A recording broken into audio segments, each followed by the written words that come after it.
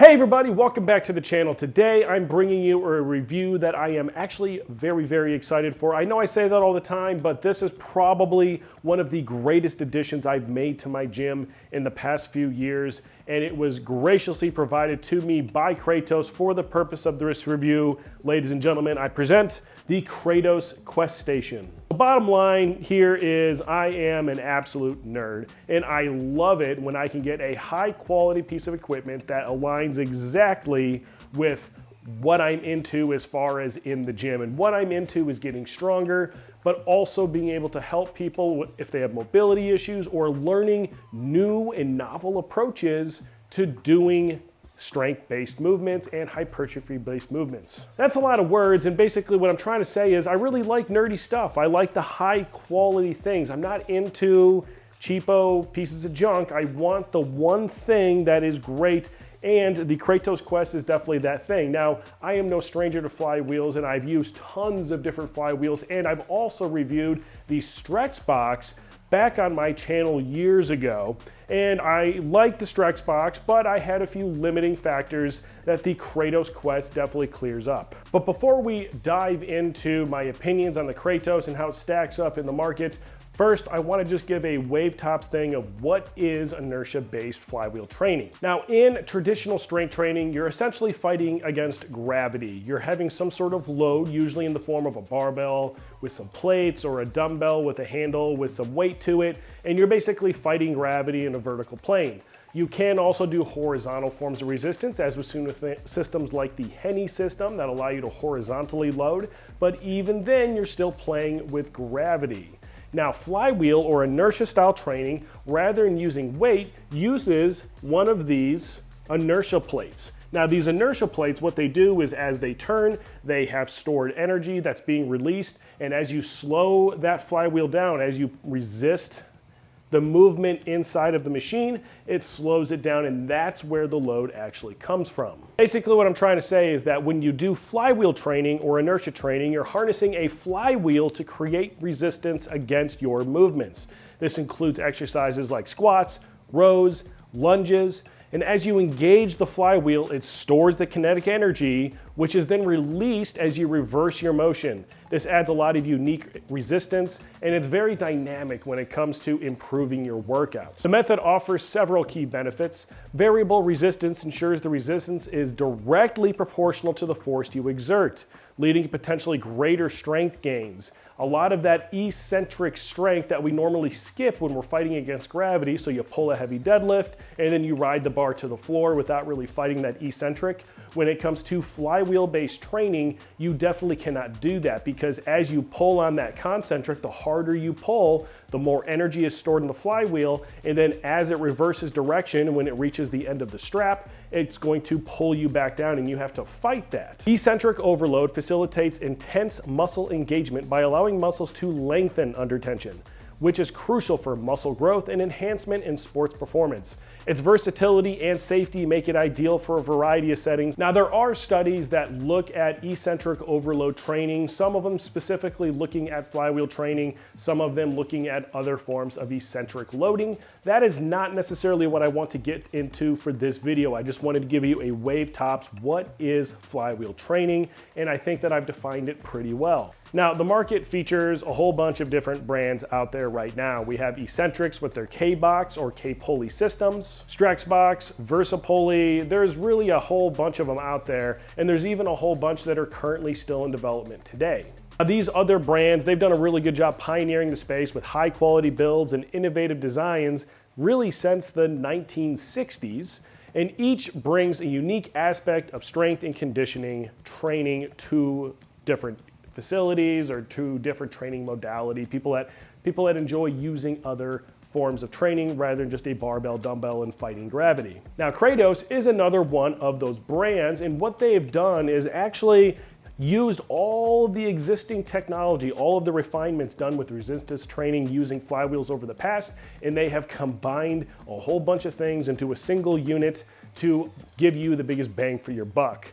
Now, like everything, it was really one of those needs that provoked the founding of the company. Essentially what occurred is Wes was trying to train his son for a fast 100-meter time, and his son received an injury of some sort and basically couldn't continue training using traditional modalities. I'm sure that during the physical therapy process, flywheel training was introduced as something that has to happen, and then Wes, the owner of the company, he does have a co-owner as well, they use their engineering minds to basically apply all the mechanical engineering knowledge that they had into a unit that they could DIY. Now this, I'm sure, started with like a single design, and if you go on the Kratos website, you can actually see the evolution of their 5 different iterations that they've made of what is now the Quest Station, and it's really interesting to see, and it also feels right in my home gym because this company was born out of a garage. What sets the Quest Station apart from other flywheel trainers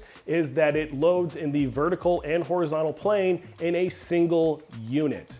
Now, from my market research, there are no other companies that offer that except for some of the portable designs out there. But even with a lot of those portable designs, when you're trying to load in that vertical plane, you do have to stand up on top of something in order to get a full range of motion. That's what differs the Quest from everything else on the market. So there are 2 different configurations for the Quest Station, roughly speaking. You have the with platform, and this is the platform that it would come with here, and then you have the without platform. I'm going to give you my opinions on both, but I'm going to start with the platform model. I had this set up for probably about a month and a half, using it with the platform exclusively. It's actually what I had originally asked to be sent to me because it's what I thought I would want. Now, it is a 2-inch tall platform, which is very unique for almost all flywheel trainers out there. Normally, flywheel trainers are a little bit taller, so the K-Box has a horizontally imposed flywheel, so it has to have enough space for that flywheel to spin because it's directly attached to the box. The Strex box is probably about 4 inches if memory serves. And the reason that that's 4 inches because it's a vertically imposed flywheel and it's basically built into the bottom. So to reduce the footprint, or the height of that footprint rather, they vertically imposed it.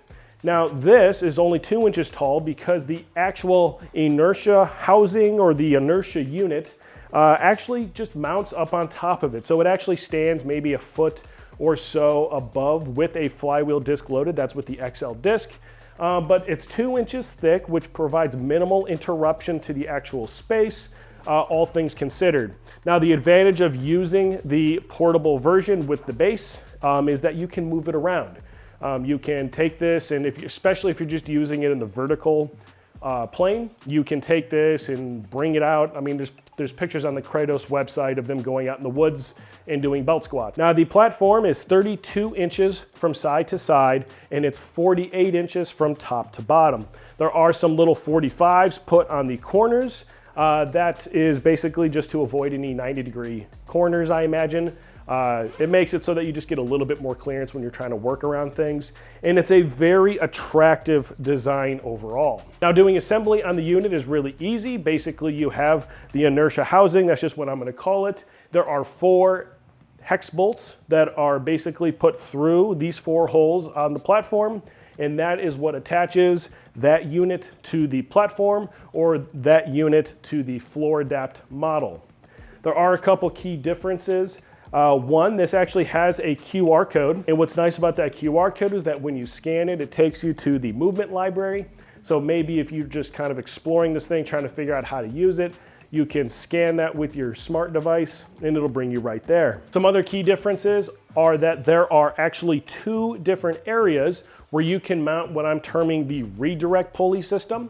On the base version, there's one that's basically square in the middle of the platform and another one further up in the platform further away. The materials of the base are incredibly high quality. So this is, I recognized this right when I took it out of the box, and I just think it's really cool to see this recognition of quality somewhere else as well. But they're using 3/4 inch Baltic birch plywood for the actual base. Now the frame is made out of steel and it's got these rubber feet that go all the way up and down with this really robust steel wrap that goes all the way around. The corners, these spacers here that help you space it onto the wall so that it aligns up with your vertical tube, are actually made out of 3D printed material. They are a nice print. I've definitely seen my fair share of really bad 3D prints. but it's held up well, and even in the heat with it being currently stored vertically standing on these feet, there's really no deformation to them at all. And overall, it's a really high quality piece of equipment. It's nice, it's really easy to move around as well, but at the same time, it offers enough weight that even if you're not standing on the platform, as long as you're not pulling incredibly hard, it will actually stay down on the floor, which is something that no other flywheel trainer can claim that it does. Now that brings us to our comparison. Now I'm going to be looking at the Quest Station without the platform. Now the Quest Station without the platform is essentially take all of the steel, that steel channel that mounts the unit to the ground and just take it and put it onto the floor. So what we have is where we would normally probably be further out to about here. We choke that back to about here. You get a single point of contact, but you get no platform going all the way around. You also still have those same 4 bolts, and then where you would normally have this attached to a platform, I currently have this lag bolted actually into my weightlifting platform using 4 of these 3/16 inch lag bolts. Same 4 lag bolts are used for the inertia housing. My favorite part about having this set up is a couple things. One, it allows me to permanently set this up somewhere where it's just not going to get in the way, which leads me right into number 2, which is this is a 1-inch high channel. Now I could do a little bit of extra work when I lay down my platform, and I could make it to where my 3/4 inch stall matting actually doesn't show this at all. If I was just to get like a little 1/4 inch piece of wood and make this whole area a 1/4 inch higher, I could actually space this so that this would be perfectly flat into the ground. But even with just this 1/4 inch and its rounded tubing, I'm able to get my bench across it. The wheels just go straight across. Nobody's tripping on it. It's not like another thing. For me, I really enjoy the Quest Station without the base because it basically gives me so much versatility in such a small space. So that's the base versus no base, was essentially how we accommodate resistance in the vertical plane, up and down. Now, how do we get it in the horizontal plane? You have this 71-inch tall piece of 11 gauge tube that has a hole drilled, and it's a 5/8 inch hole to accommodate the swivel assembly. And that swivel assembly is what has the redirect pulley attached to it. There's 18 different selections points. They're 3 inches on center. Now, when it comes to mounting the support piece or this vertical tube, it's really important that you mount it appropriately. It does come with the screws in order for you to do it with some T15 screws. And I've gotten word from Wes that he's also sending T15 bit. What's really nice about that is it already comes with the Allen wrench you need to attach the actual inertia housing to the base, whichever base you choose. So now it's coming with literally all the tools you need. You just got to provide like a power drill that can accommodate the bit that they're going to send for that T15 screw. Now, what I did to make this work, because I'm in a garage that has a concrete lip that goes all the way around, just like most garages have, is I had some 4x4s and 2x4s from other projects I do around the house.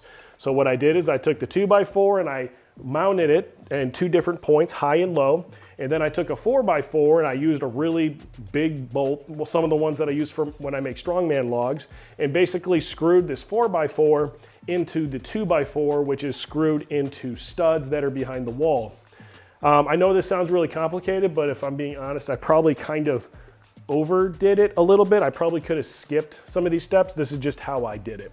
I then attached the tube to this. The biggest thing to remember with this though is that when you're mounting this unit, especially if you have the version without the base, it is vital that you follow the instructions that are provided. And he does have very detailed and very well engineered instructions. Now that I've explained what it is, and that's the majority of this video, is really explaining all of the pieces. Now I want to give to you guys my operational insights, like how well does this unit actually work? I've got to say, honestly, just telling you right up front, I love this piece of equipment. I love the Quest Station.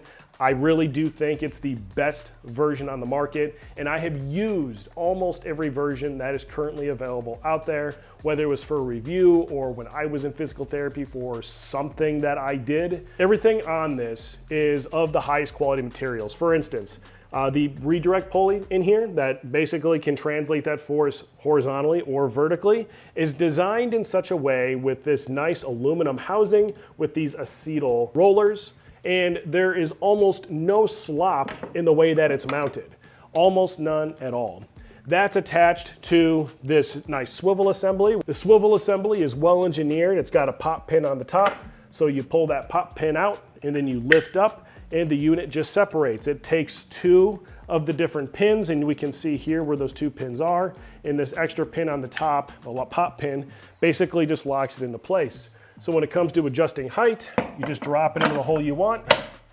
It latches in automatically, and when you want to adjust it, you pull the pop pin and you either move it down or up to get exactly where you want it. When it comes to the actual pulley housing and getting that to adapt, it's got a hole that's cut in right here and two little plastic coated rods, and these plastic coated rods line up right into that mount, and then there's a little subsurface button here. Now this is one thing that can take a little bit of practice to get used to. That button basically has to go subsurface to the side of the housing here on the side. And it takes sometimes a little bit of practice to get it, but with a little bit of time, you can easily pull it off and on. Now the vertical tube that it's held to, like I touched on earlier, is made out of 11 gauge tubing. It's actually the same thickness that most people's power racks are made out of. And it's got these 5/8" beveled holes that make it really easy to engage with the redirect assembly. Now the swivel adapter, which is right here, can go dead center, so coming off the unit, or up to 20 degrees to either side. I did measure that with my protractor as well, and 20 degrees to either side can make a huge difference when it comes to a movement, because you might have something in the way, or maybe you're doing a single arm movement and you want to stand center. With that 20 degrees that it's able to accommodate, you can stand in one place and allow this to move for you, versus other versions on the market where you do a unilateral movement and then you have to physically move to do another unilateral movement. That also helps with the wear on the straps, because if it did not swivel, essentially people would be pulling on these straps and they would be grinding on the side of the housing unit. But because it easily pulls in any direction, even if you have little nuanced side-to-side movement inside of a single motion, it's going to accommodate just fine and allow your strap to last that much longer.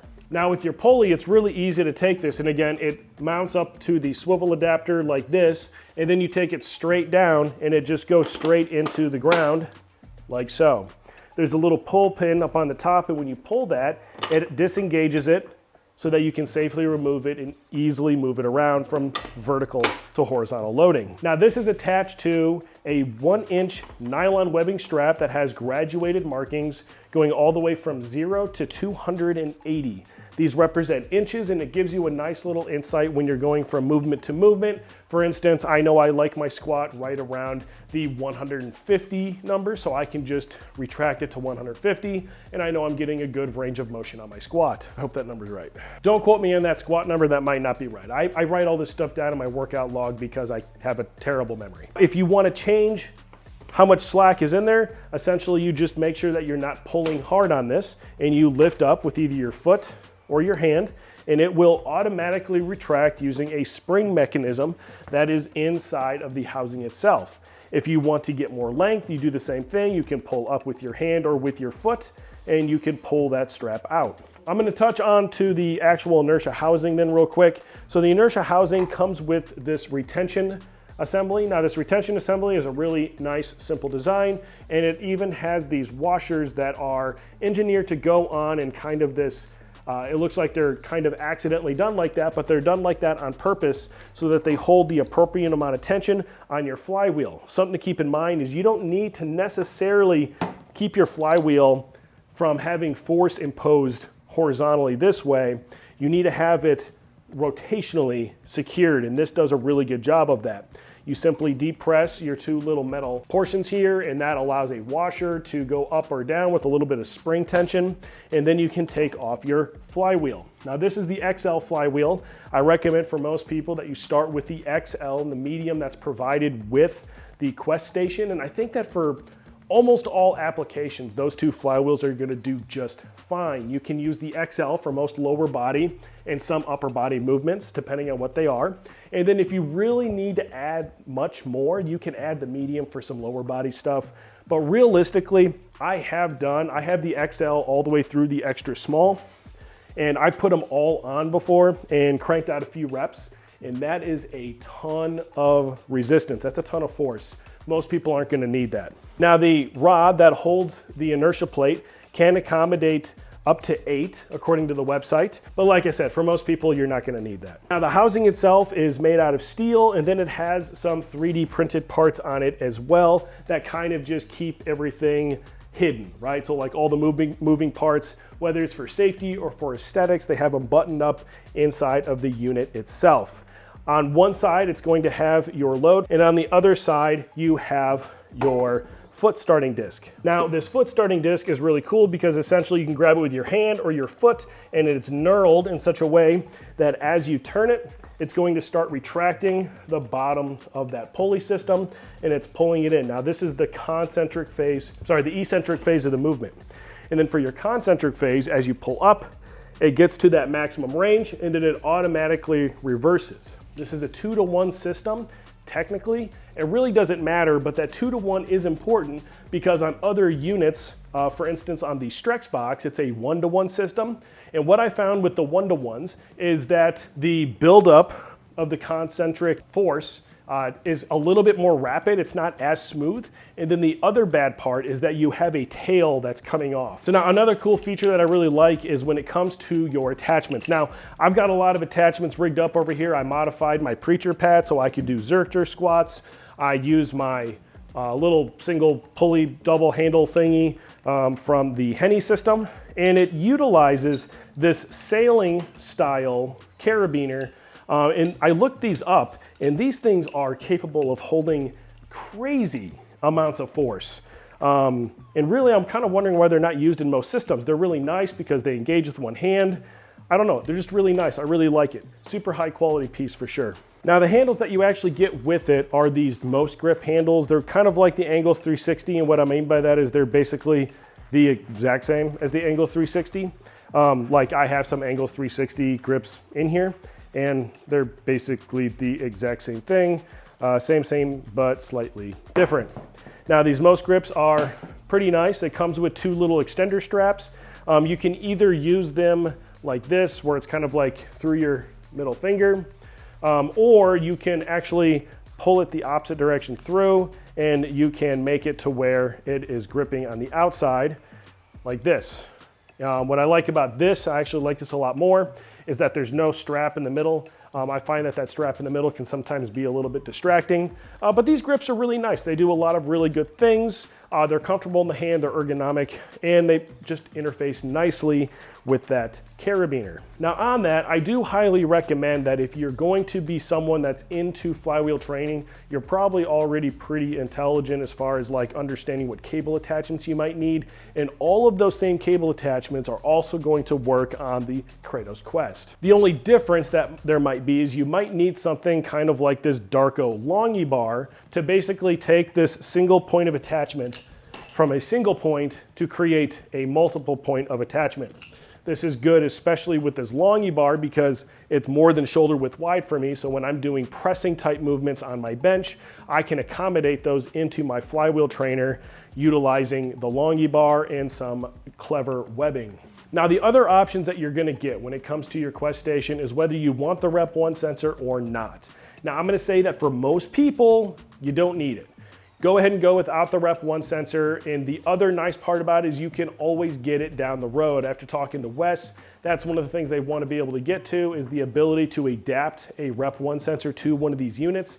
Now, my reasoning for saying that I don't recommend the RepOne to most people is because most people wouldn't know what to do with the data that it produces. Now, if you are a physio or you are a personal trainer and you heavily use flywheel training, you understand the performance metrics that the RepOne sensor is going to give you as far as the velocity and the amount of force that you're putting into and getting out of a flywheel unit, you're not who I'm talking to. You would probably benefit from having the RepOne sensor. What I'm trying to say is that for most people, they're really not going to get any more or less using the RepOne sensor. And I think that if the RepOne sensor cost, which can be substantial, is what's blocking you from getting this unit, then I would highly recommend that you simply get the unit without it, and then later on down the road, if you feel that you need it, hopefully by then the Kratos Quest add-on kit will be available. Now, when it comes to attachments, I do have some simple recommendations. One, the BFAS from Belt Fed Strength. It's basically just a tricep strap, but it's made a lot better. You should check out the BFAS from Belt Fed. Amazing for doing any sort of curl movement, push down movement, and just like with most high quality pieces of leather equipment, it grows with you and it's a very comfortable piece to use. Now, it's already going to come with these, but your most grips or your Angles 90, these are absolutely amazing tools to use for any single-handed or bilateral movements. And then you're going to want some sort of longer bar. So let's jump into cost. Now, this unit setup as it is right now, and again, this is my preferred Quest Station setup without the base, is $1,899. If you want to add the base, like you don't know if you can mount this permanently somewhere, $2,799. Now, if we were to add that RepOne sensor that I said I don't recommend for most people, I would say that that $2,299 price tag is going to be the barrier to entry for the Quest Station without the base. And then it gets even a little bit more hard to stomach at $3,199. Once you break over that $3,000 mark, it's just a little bit extra owie on the budget. But something to keep in mind is you are getting a high quality velocity sensor in there. It's a RepOne sensor. It's not some proprietary piece of junk. RepOne's been around for a while. They make really good equipment. And I gotta say that the RepOne sensor works flawlessly. I just don't prefer it for most people. Now, all those prices that I mentioned for the Kratos Quest are the basic package. That means that you're going to get the Kratos, the actual flywheel assembly itself. You're going to get the base or the not base, depending on what package you choose. The vertical tube, the swivel assembly, the redirect pulley. You're also going to get 2 of those most grips, like those Angles 90 type grips. You're going to get an extension strap so that you can attach 2 of those grips at the same time. And then you're also going to get an extra large and a medium flywheel, which is the 2 that I recommend for most people anyway. There are other versions out there as well, like you can get the Super Mega Extreme package, but again, that's going to be up to you. That's going to be up to what you already have. I would say that if you already have a lot of cable attachments or you already have an established gym, you're probably not going to need those bigger packages. So the shipping is actually baked into the cost as well. So that's something you're not going to have to worry about, which is a nice thing, especially when they're shipping from the Pacific Northwest. So with them baking the cost actually into the unit itself, it makes it simpler for you, the consumer, to kind of budget out what you want. Now, if you don't have all the money up front, there are different financing options that are available on the website.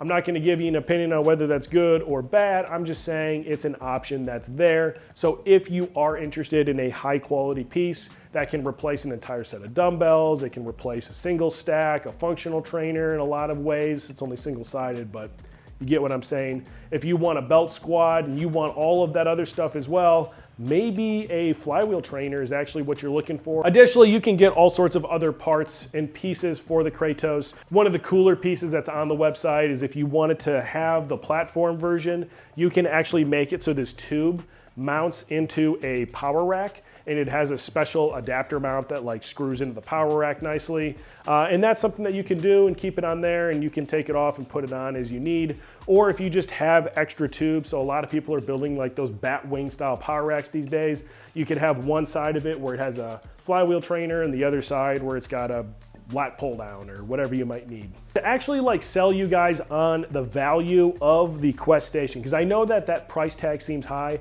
I'm going to compare it to what is probably the most popular other flywheel trainer on the market, which is the Eccentric brand system. So their Eccentric K-Box Pro is going to be $3,510 just for the platform. That includes a couple discs, it includes some accessories and such, but it's a very comparable package to what the Kratos Quest offers in just the platform as well. Now, a couple of the issues that I think people are going to find is that when you have a platform similar to the Eccentric version, you actually have to stand on the platform at all times. You can do some stuff where you have one leg on it, but you have to be on the platform. For this unit, I don't have to be anywhere near the platform. I could pull from all the way back here. This strap goes out 12 feet. I could stand all the way over there if I really wanted to. But here's the deal, is the K-Box Pro is only the vertical loaded part. So in order to get that horizontal loaded, the thing that this tube offers, you're going to have to spend another $2,520 on the K Pulley Pro. That brings the comparable version. So if Eccentric were to give you all the capabilities that the Kratos Quest Station currently has, you would have to spend $6,030. Let that sink in for a second. Huge cost savings with the Kratos Quest, incredibly high quality materials. In my opinion, the Kratos Quest needs to be one of those more commonplace names in the Flywheel game. Now, overall, the Kratos Quest represents a significant leap forward in flywheel training tech. Its unique design and operational capabilities make it a highly effective, affordable, and versatile training tool for both rehab and athletic performance. Although the RepOne sensor adds considerable value, performance tracking, it's an optional upgrade that I don't think that most people would actually get the bang for the buck of.